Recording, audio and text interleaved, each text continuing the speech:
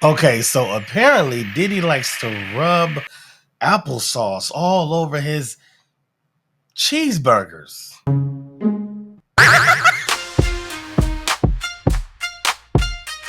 What's going on, y'all? It's your new best friend, Cashmere, California. This is the Hip Hop Report, and I am here with the beautiful Mrs. California. She ain't there. She couldn't be here tonight. All right. Anyway, we back. I'm back for us. Just pretend that she's here. Like a much prettier other half of me is like right here. So, week 2 of the Diddy trial. I don't know if y'all watched it, but we did. And I am about to report it all to you. Woo! Tonight, because this is big. We got bombshell testimony. We got bomb stoning cars. We got rope, we got bondage, we got guns. I mean, we kind of got all of it. Let's get into it. Day 6, we had Don Richard and Danity Kane talking about Diddy and Cassie arguing all the time. I guess Diddy and Cassie, now I'm doing what wife was doing. I guess Diddy and Cassie were at Diddy's home just before they announced Dirty Money. I guess it's like an event going on that Diddy was about to announce Dirty Money. Diddy punched Cassie in the face with a closed fist. This is what Don said.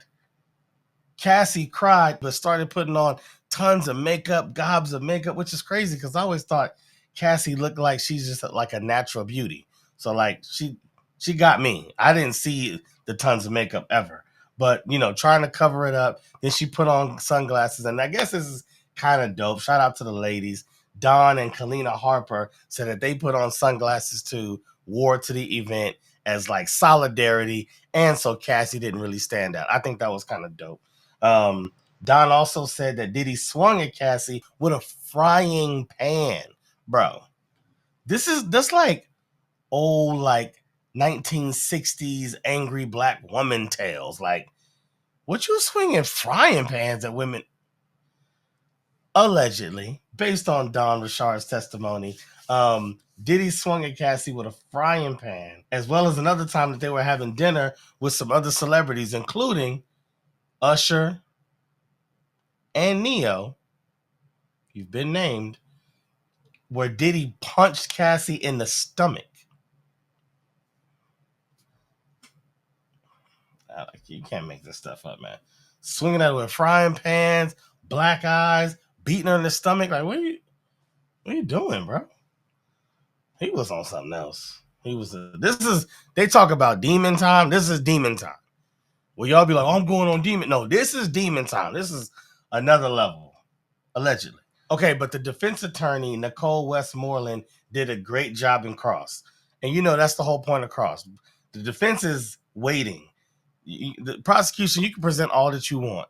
You can have mounds and mounds and mounds of evidence and experts and testimony. Their job and what they've done strategically with pretty much every witness is to wait and find where we can poke the holes. Because to the jury, all they're trying to create is the what if, the maybe it didn't happen. If they can get one juror to say, yeah, but maybe not, you might have a hung jury and boom, you might get your man off or at least get him a retrial. Saying she questioned Dawn in a way that the jury got to see her change her story multiple times. They said like 4 times. And it don't got to be big. It could have been, oh yeah, I saw them when they were fighting. It was New Year's Eve. Oh yeah, I saw them when they were fighting. It was right before Easter. Or I saw them when they were fighting. It was at a Labor Day party. Oh yeah, they were fighting. It was Cassie's birthday. That's in September, like November. It's like it don't gotta be this massive change, but that's enough for them to paint you as your memory ain't that great, which means maybe your details ain't that great, which means maybe we can't really trust your story because now we don't know what you really recall and what you're making up in the moment. So they did a good job with that because once she got off the stand, from what I hear, it almost seemed like people were like, you know what I mean? And that can happen. They can poke so many holes that it almost like just throws the whole testimony out the way. I mean, out the window. The whole witness is like gone. So good job to them. Kudos to them. Then we had Carrie Morgan. This is Cassie's old best friend. Said that she witnessed multiple assaults from Diddy, pushing, punching, scuffles, like the whole nine. Morgan also testified that after that 2016 Intercontinental Hotel video that we all saw, which apparently was following a freak off that got too violent. Finish her. I said a freak off that got too violent. She said later Cassie left and went to Morgan's house. Actually, no, Cassie went home. Morgan was at her house, and Morgan confirmed seeing Cassie's black eye and testified that, you know, all of this and the beating it. Hold on. I know no one else is probably thinking of this, but the moment I heard that it was due to a freak off getting too violent, the fact that it was even from a freak off, my next thought was, do you know? Anybody? Put in the chat. I'm gonna give you 5 seconds.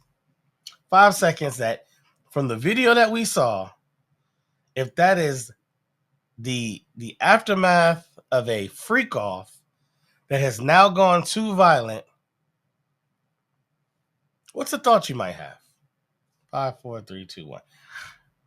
How in the world did Cassie get all her clothes on and Diddy ain't get a sock on? Like, they are running down the hallway. She's fully clothed. Maybe she didn't have shoes or something, but she got gear. She got the jacket. She got the glasses. What were you doing?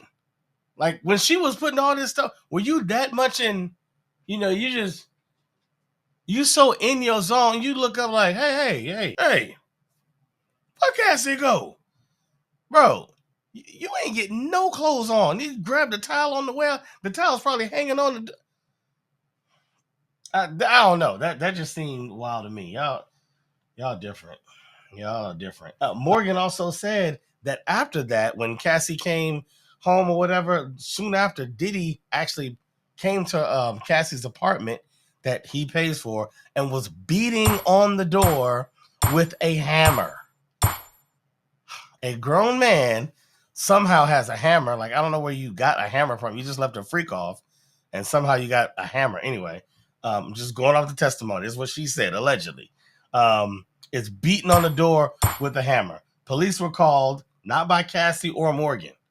So they're saying that, like, it was just so loud that other people started calling the authorities. Police show up. Nothing happened because Cassie refused to say anything to them about what happened.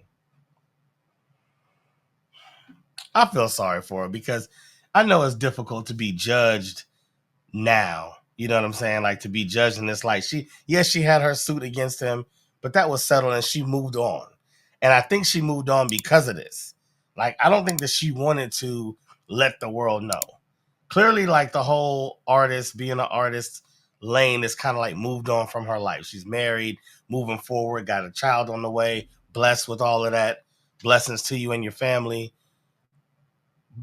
But I believe that she didn't want to be looked at in this light. That's probably why she took the 20 mil and was like, I bet, I'm out. But man, this is like a whole new light for her. And it sucks to be looked at in this light because everybody's looking at you like, why would you do that? Didn't you realize he wasn't gonna give you no deal? Didn't you realize when you only had one little stupid single that came out and it's been 5, 6, 7 years and he done put all these other artists out that clearly wasn't gonna do nothing with you? How you gonna let somebody beat up on you? You over here sucking other for this dude and he over here blah blah blah. He got Kim Porter. What are you doing? Like, I get it. That's rough. That's rough to take that type of scrutiny. And when you're in it, I'm pretty sure you don't realize, like we said in the last video, you don't realize, oh, it's going to be another year and another year. And another, like, you know, you're in it right now. And it probably seems like it's any moment now all the time. Because the way that they're portraying Puff is like, yo, he's kind of like Geppetto in this whole situation. So everybody probably feels like it's almost my time. Oh yeah, Puff told me right after this we getting it. Oh yeah, they said they dropping that, and then oh yeah, they putting the marketing together for this. Oh yeah, he's putting out the liquor. They coming out with Ciroc mango, and so after he gets done with that, they're gonna do a whole movement. I'm gonna have the mango and the lime, the song called Mango Lime or whatever in the video. Like Puff got me, and people probably always thinking that their moment is next, especially her. That's her. That's his man. That's his woman. So of course she really feeling like I'm gonna be over them. Never happened. So that sucks for her. That really does. All right. So later in 2018, there was an incident where Diddy grabbed and choked Morgan by the neck and then threw a wooden hanger at her. Allegedly, Cassie paid her $30,000 not to say anything about the incident at all, and that was the last day that they had spoke. Last day that they were ever friends. Like basically killed the whole friendship from a choke and a wooden hanger. 30 grand. Friendship over. I know she was probably like, you gonna let your man, and then now I'm gonna take the 30 grand. We're done. Like, I'm just taking it because I'm not gonna see you ever again anyway.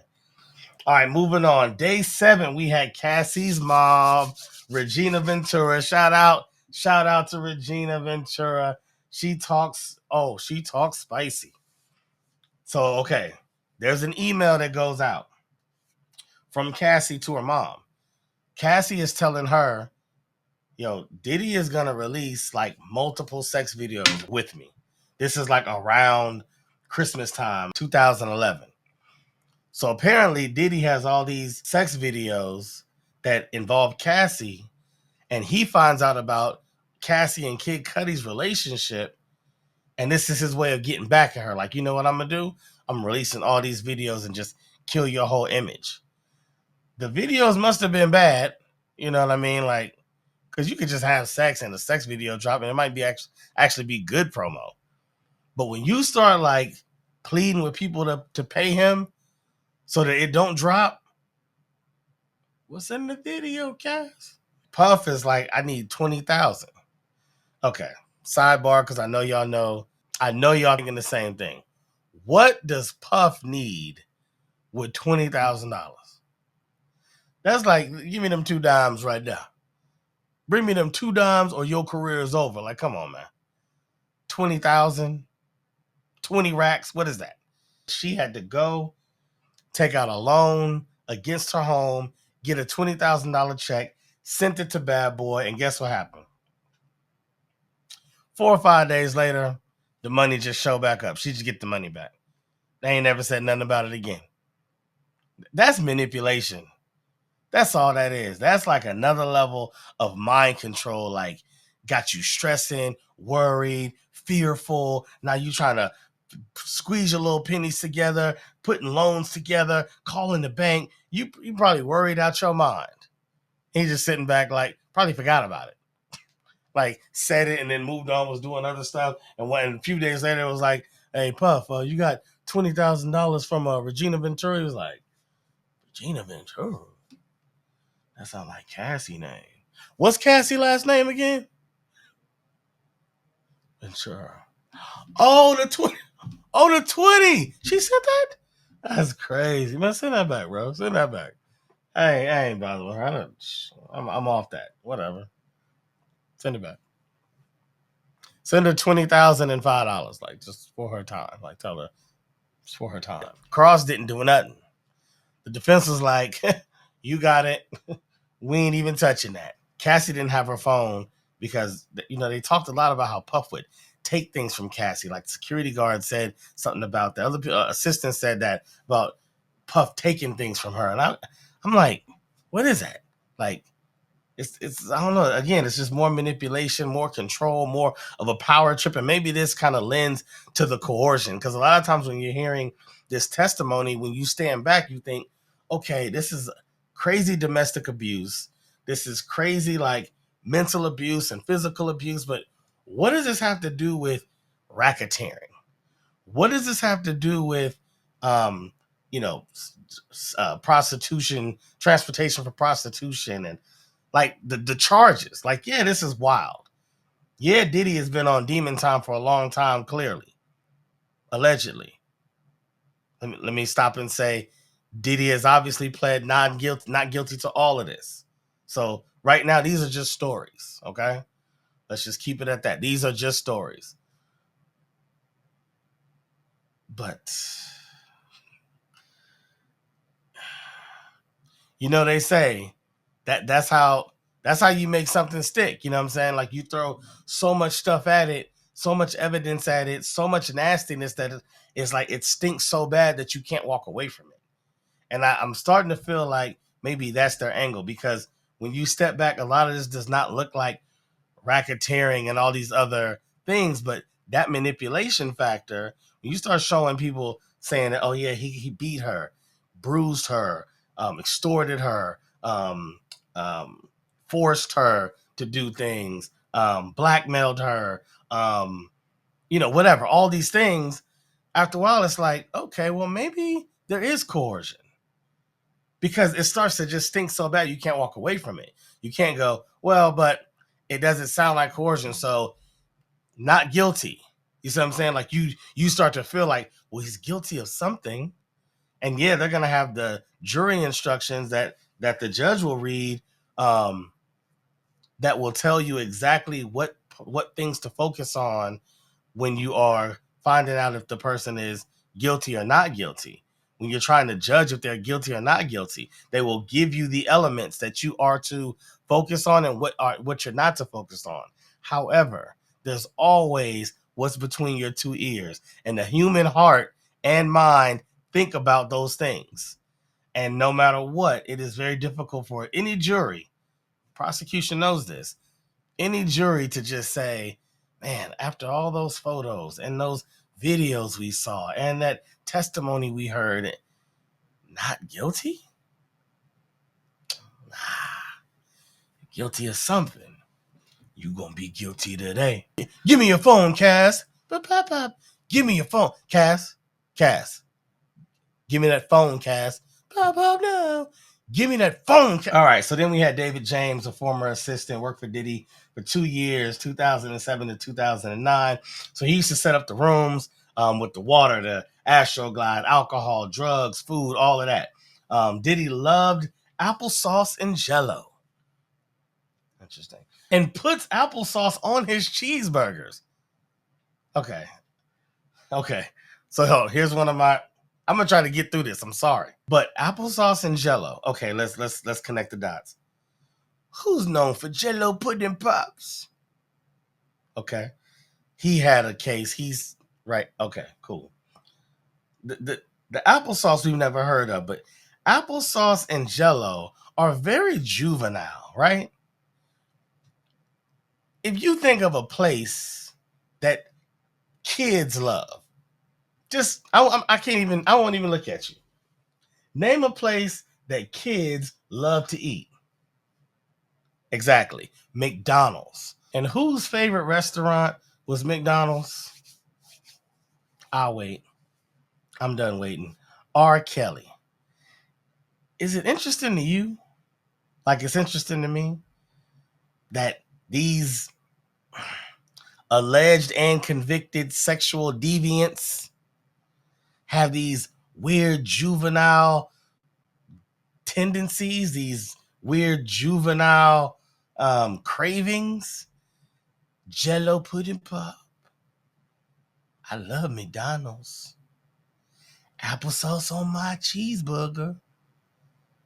It's kind of weird. Like, you can't write. I'm a good writer. I could not have made that up. This is further proof that MJ was innocent. Side note. This is a big side note. God bless forever. King of Pop forever. I never believed that MJ did. I don't care what nobody says, because when the FBI reports came out, they said they never found anything that proved that he did anything of wrongdoing, any illegal act, anything towards kids ever. So I'll never believe any of these people coming by looking for pay dirt. I won't. But this right here is now my number one piece of proof, because MJ ate porterhouse steaks with the bone in, like, he used to just walk around chewing the gristle from the steak instead of bubble gum on his free time. MJ ain't have no food fetishes like that. Not one. Not one. And so relax. Okay, moving on. So while on the road, David talked about having to keep a medicine bag and a Louis Vuitton bag that was stocked at all times. The Louis bag had money, sometimes around 10 grand, and other wallets and personal items. The medicine bag had Viagra, pills that increase sperm count, ecstasy, Percocets, and other sexual essentials like condoms, etc., etc., etc. Wait, hold the phone. Why in the world would you want to have pills that increase your sperm count for a freak off? Who you giving them to? It's not that he said it was going to increase your semen amount. I get that. I get that. Especially if you need enough to rub all on you. I get that. But increasing sperm count? Like, make it make sense. Make it make sense for me. Oh yeah, there was a New Year's Eve party where David James, for the first time, took ecstasy and was drinking Ciroc and, just enjoying himself. It was one of those King's nights. He said he was, they was all Diddy bopping. People in the court kind of laughed when he was saying that. And the next day, Puff is like looking at the footage, already on it. Like, oh, what we do? He's already on the footage and told David, like, yo, I'm going to hold on to this footage in case I ever need it. And David James said the way that he said it, it felt like a threat. He never said what he did. He never said what he remembers. He never said what he thought the threat could be about. But he said that always felt like the way that Puff said that, it was a threat. So then it got me wondering, what in the world happened on King's Night? Maybe I don't want to know. Maybe I don't want to know. And I wonder where that footage is at. Because, they raided the house. They got tons of stuff. They produced a lot of it this week. Let the jury see it. They put out a lot of it this week. Some stuff we couldn't see. Only the jury could see it. But, yeah. What a New Year's Eve footage. FBI. All right, so next we had Sheree Hayes, the Punisher. Everybody's been talking about Sheree Hayes. He's actually not a male escort. He wanted to make sure that was clear. He's an exotic dancer. He's a stripper who got offered a deal that I guess he just he couldn't refuse. So he testified that he had never even knew that in the whole time of all the episodes that they had, he didn't know that it was Cassie or Diddy that he was talking to because she gave him a fake name for her and called Diddy the husband. Yeah. The first time that he arrives there, she shows up with a wig and a robe on, gives him whatever the name is, pays him $800 when he gets there, gives him the stipulation that like, yo, when we get in here, my husband, blah, blah, blah, he might be there, but do not acknowledge him. That was his direction. Don't acknowledge him. Don't look and don't say nothing. Okay. Don't say nothing.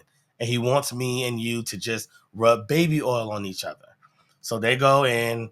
They said all the stuff is, furniture is moved all out the way. It's sheets over the furniture. And it was ready for a good time. And they began like rubbing baby oil all over each other. And while they're doing it, some man comes in, like with his kind of face covered up. I don't know if he had I don't know what he had, but he said, I couldn't tell who he was, but I did know that he was masturbating. So he's just walking and getting closer, happier and happier, and then he starts directing Cassie to move your body like this, or slide that candle over, or shift like this. I don't know if he's recording. I don't know. He didn't testify on that, but he did say that the husband was doing a lot of directing. It was actually making Cassie a little frustrated because it was so much of it. It was so much, a little more. Okay, no, a little more. Okay, no, a little more. Okay, no, a little more. And it might be small things like I said, like move that candle over or slide that to the left, or it could be position your body this way or move your hair back, whatever. He said he could tell that it was starting to frustrate Cassie. He did say that it never seemed like she didn't want to be there. It didn't seem like it was against her will. It didn't seem like she had a problem with it. And actually, he was offered, because I guess this whole first incident, they only rub oil on each other and that's it.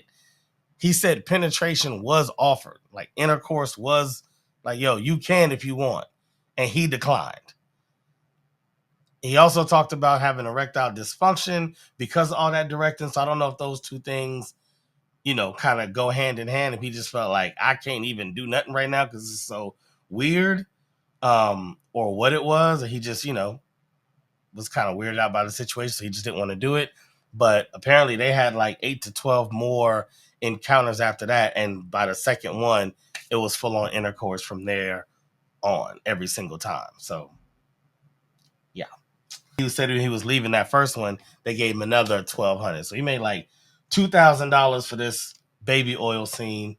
That story was probably the most graphic that we've heard thus far about the encounters. Like, we've heard it generically, like, oh, freak offs, and they last for 3 or 4 days, and there's drugs and alcohol, and it's, goes to the wee hours of the morning, and they getting, IV hydration, like all these general weird, over the top, eccentric ideas of what these freak offs were like. But this was the first time where we got intimate details of the room setup and what he was supposed to do, and how Cassie presented herself, and where Diddy was, and like we really got brought into the room on with his testimony. All right, so day 8. All right, so today Diddy was in tears on day 8. I can't remember exactly what made him cry, but it was stated that Diddy had tears on this day. I don't know if it was something that happened in court or something that was happening in his head.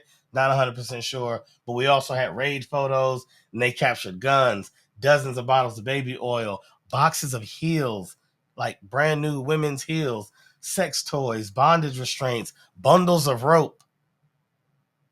I said bundles of rope. I say bundles of rope. I don't even know where to go buy bundles of rope. I don't even know. Oddly enough, there was another thing. On the mirror in his bedroom, they captured a photo, and on the mirror, it was written, we've had people have, affirmations, right?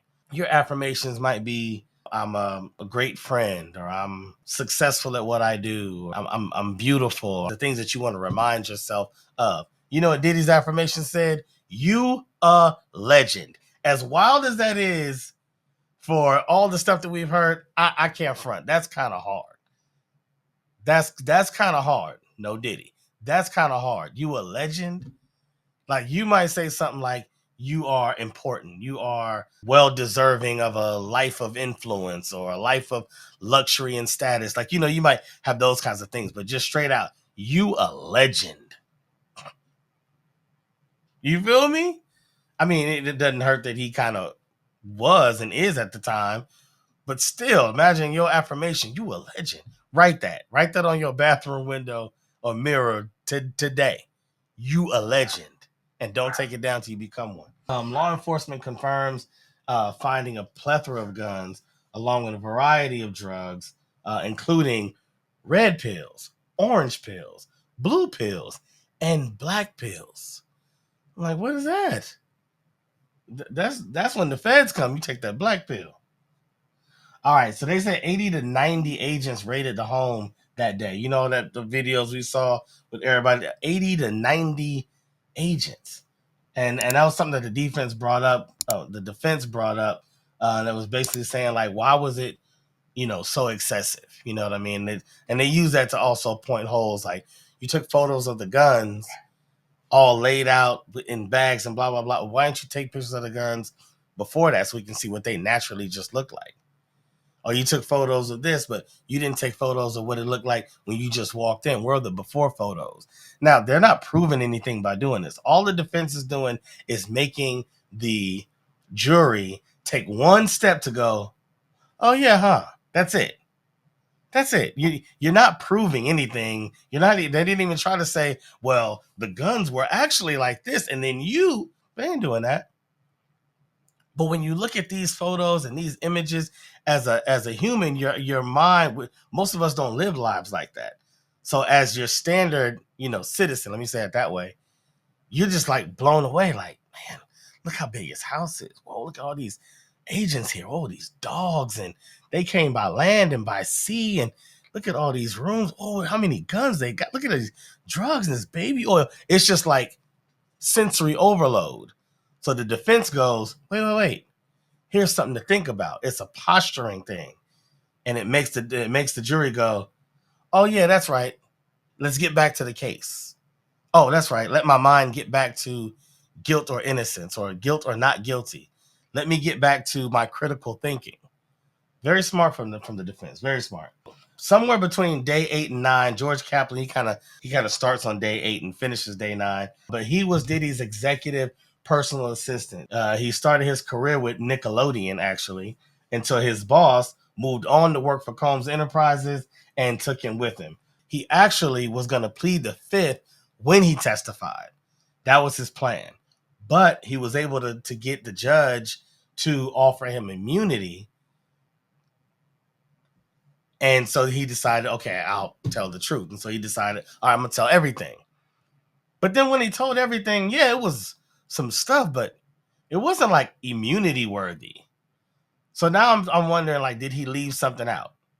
Or I'm wondering, will things come out about him later on? He talked about being Combs' cleanup guy, how he mainly handled the drugs. He bought the drugs, brought them to Puff. Sometimes those drugs were purchased by cash, with his own cash, and then he'd be reimbursed by Bad Boy. He was making a salary around $125,000 a year, working 80 to 100 hours per week. So he dealt with the errands, prescriptions, food, toiletries. But he also said he was often threatened with his job, like on a monthly basis. He said there was a time that Diddy wanted BPA-free water. So he goes down to the store. They have it, but they don't have it in a gallon. He buys 2 half gallons, which makes sense. Diddy goes off and threatens his job again.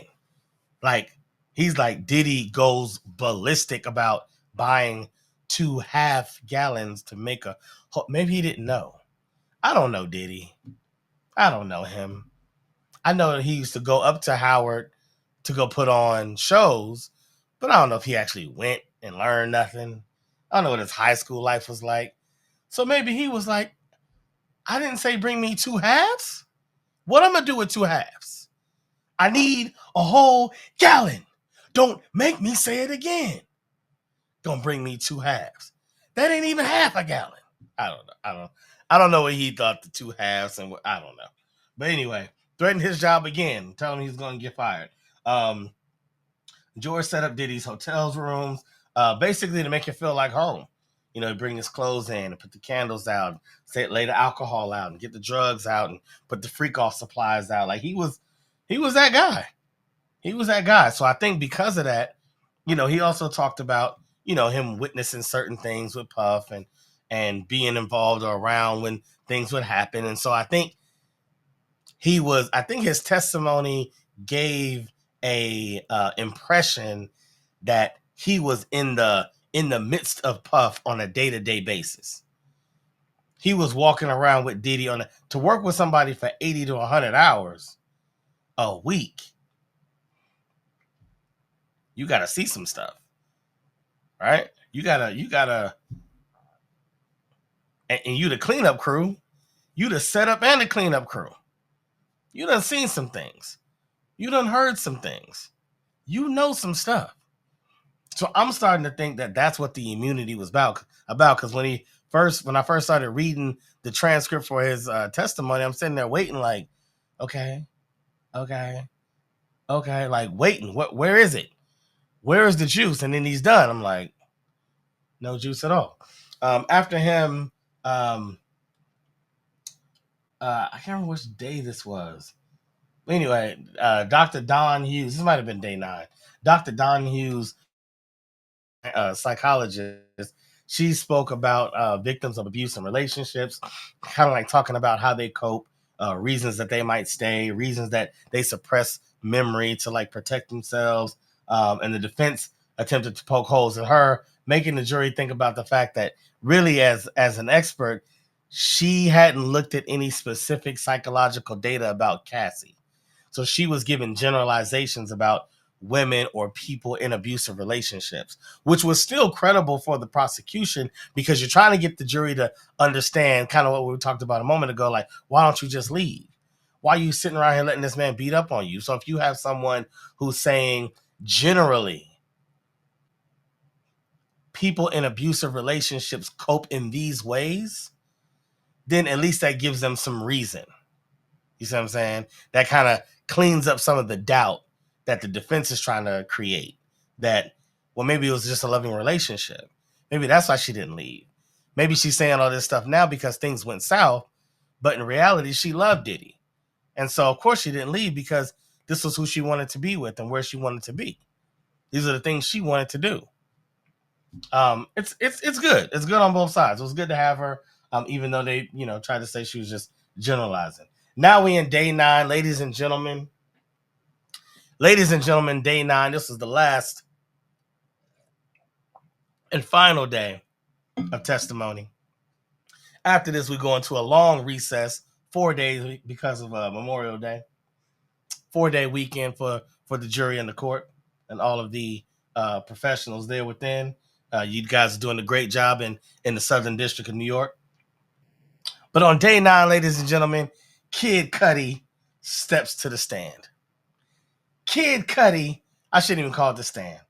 Because when Kid Cudi got up there, it wasn't even a witness stand no more. Kid Cudi steps on stage with the black leather jacket, bomber jacket, white shirt, blue jeans, cigarette, looking like if they had a black guy in Happy Days. You know what I'm saying? A black guy who was the best friend with the Fonz. Hey, he walks up and Kid Cudi, like, he's a great finale for the week. He's an entertainer, so he's entertaining, but he also had one of the most violent interactions outside of Cassie with Diddy. That's a big deal. And I love how the prosecution wrapped up the week with him. And it was actually on accident because he was supposed to go Wednesday on day 8. But they got a email like early that morning saying that he wasn't going to make it. But him getting moved or being moved or moving to day 9 was perfect because his testimony was honest, it was casual, it was matter of fact, it wasn't angry. He's successful, so it wasn't vengeful. It wasn't like he's trying to get back at him. And I think the jury ate it up. I think they ate it up.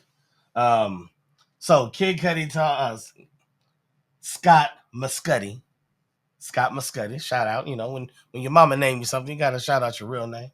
Scott Muscudi, as we know him. Kid Cudi talks about his short relationship with Cassie, how he thought her and Diddy weren't together anymore, actually, when they started, hanging out, and describes the night that this Molotov cocktail torched his Porsche in Los Angeles. So he had a friend that I guess worked with Diddy, and they call him like, yo, we at your house right now.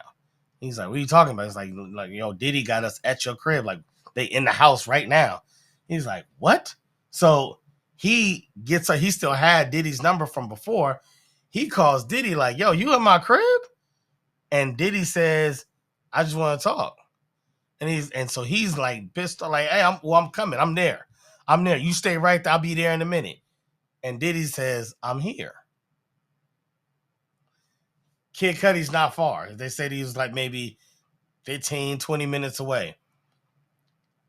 Don't ask me how, but everybody sounds the same about this story because Cassie kind of said it in a similar way. When Cudi shows up, Diddy gone. Everybody gone. This is near Christmas. I forgot. I didn't write down when, but this is near Christmas. And so he had all these Christmas gifts out. They done opened all the Christmas gifts. Nothing was stolen, just opened them. They locked his dog in the bathroom.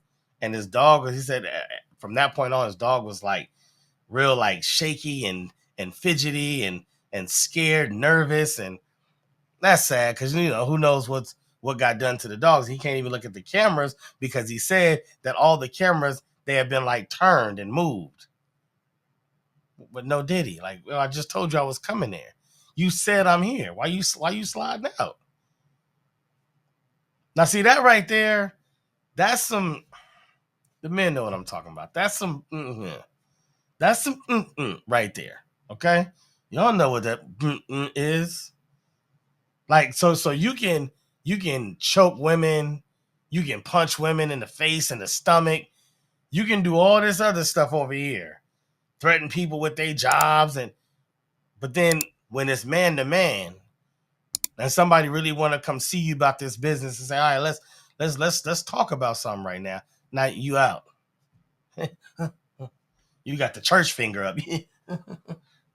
what what's that about? What's that about? Yeah, no respect for that. No respect for that. So I don't know how many days after that, go by, but there was another day that Kid Cudi's dog sitter called him and told him his car was on fire. Car's on fire. Turns out he gets there. There's like a cut in the top of the roof of his Porsche, and they threw the Molotov cocktail was like sitting next to the car. The car was on fire. Well, by the time he got there, it wasn't on fire, but he could see all the burn marks and total the car. Car basically destroyed. It's not burnt up and incinerated to pieces or anything like that, but it's essentially demolished after that.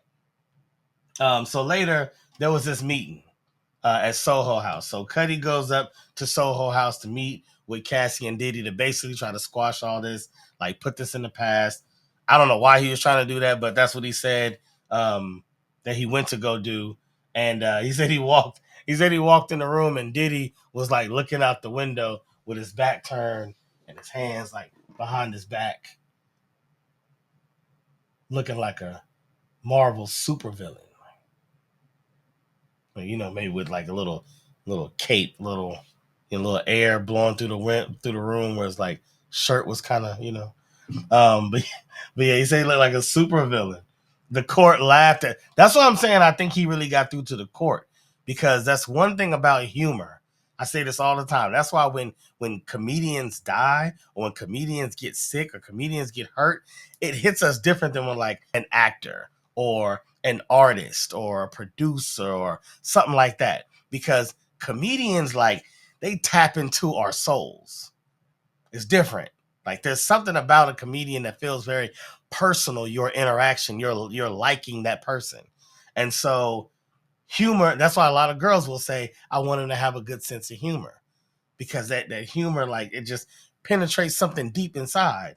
And so he was the first and maybe only that I can recall witness that had the crowd had the jury laughing. It really was like the crowd because it was not only the jury, it was like the whole courtroom laughing multiple times with these one-liners. Even when he didn't hear something like, huh? The counselor say something like, what you say? Like, it just, he was very nonchalant. He is very much like, hey, I ain't got nothing to worry about in here. I'm not worried about him. I ain't do nothing wrong, so I'm just here to tell my side of the story. Can't be mad at that. So, allegedly they talked, they shook hands, squashed it. And I guess while he was shaking hands, Cudi said he made it a point while he was holding his hand and looking at him, he said, so what we going to do about my car? And Diddy said, I don't know what you're talking about. Later in the trial, like in his testimony, he said he knew Diddy was lying. Like, they had a little back and forth during that time, and Diddy had said something like, is there a problem? Like, I thought we was good. Like, basically, I thought this whole meeting we was good, but you ended it like this. And he said, well, you saying you didn't do nothing in my car, right? And Diddy's like, yeah. He's like, all right, then we good. And he moved on. But like I said he knew that Diddy was lying. And, I'm pretty sure he was as well. So we're going to end with the former makeup artist, Maya Morales. who said Grammy weekend, she heard them scuffling, talking about Diddy and Cassie. And Cassie came out and had a black eye with knots on her head. Maya had a doctor friend look at her injuries, and he recommended that Cassie go to the ER, but Cassie refused. Yo, that's week 2, y'all. That is week 2. This trial is bananas. I don't know which direction things are going to go. The prosecution is putting out an incredible amount of evidence and witness statements for the jury to consider. If you don't get a chance to watch week 3, tune in here. If you do get a chance to watch week 3, do tune back in here. I want to hear y'all. Jump in the chat. Tell me what y'all thinking. Tell me how this stuff is hitting y'all. This applesauce and knots on the head and Molotov cocktails. And I mean, there's so much. It is so much to consider. If I was a jury member, I'm sitting there like, man, Judge, can we take this in layers? Like, I need to like listen to some of this and then go back and have like a regular life for like 2 or 3 weeks. And then come back and have another couple of days of trial. And then go back and watch Smurfs and Care Bears or something. And hang with my kids and eat some fruit roll-ups. Like, man. Because this ain't reality. It's just not. This is the Hip Hop Report. I am your man, Cashmere, California. Please stay in tune. Like, share, subscribe. Any of them. They're all free. They all free. Stop holding out. You made it here. Keep it going. I'm out. Peace.